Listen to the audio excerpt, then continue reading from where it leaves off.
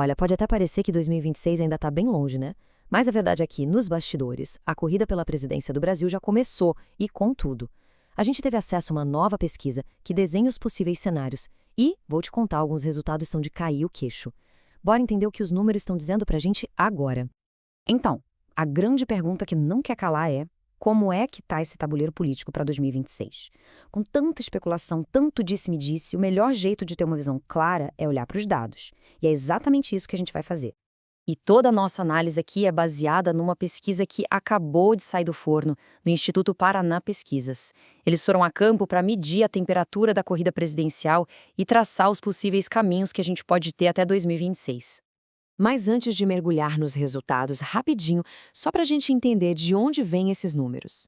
Foram ouvidos mais de 2.000 eleitores, espalhados por 164 cidades pelo Brasil todo.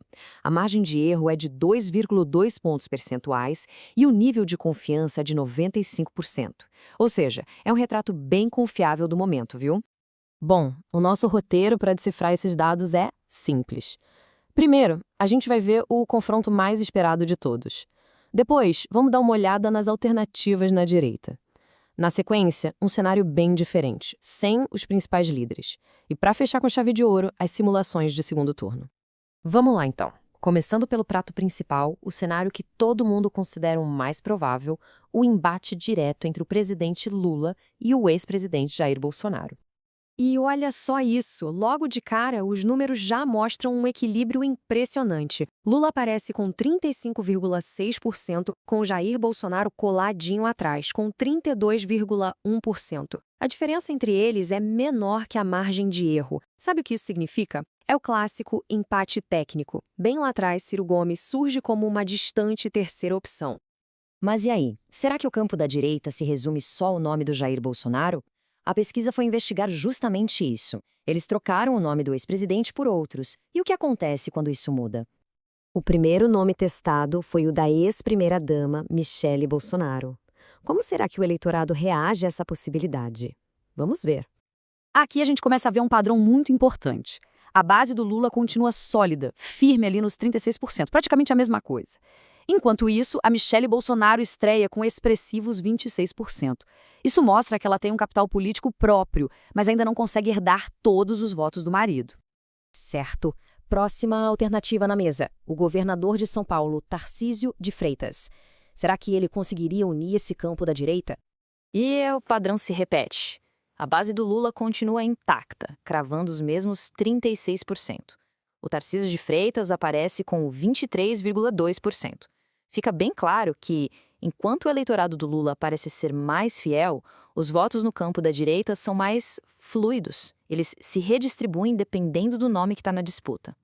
E para fechar essa rodada de testes, a pesquisa colocou mais um nome da família Bolsonaro na jogada, o senador Flávio. Como os números reagem a essa troca? Nesse cenário, a gente vê a maior dispersão de votos. O Lula, como sempre, continua estável, com 36,3%. Flávio Bolsonaro marca 19,7%. Mas a grande novidade aqui é o governador Ratinho Júnior, que salta para 10,5%. O que isso pode indicar? Que sem um nome de maior peso, uma parte do eleitorado de direita começa a procurar alternativas fora do eixo principal. Ok, agora respira fundo. A gente vai mudar drasticamente o tabuleiro. A pesquisa ousou e testou um cenário que, olha, redesenha completamente o mapa político do país. Pensa só, uma eleição sem os dois nomes que polarizaram a política brasileira na última década. É um verdadeiro vácuo de poder, que abre espaço para uma disputa totalmente nova. E o resultado é a imagem do caos e da oportunidade. Fernando Haddad como herdeiro natural do lulismo e Flávio Bolsonaro representando o bolsonarismo travam um empate técnico absoluto, 20,6% contra 20,5%.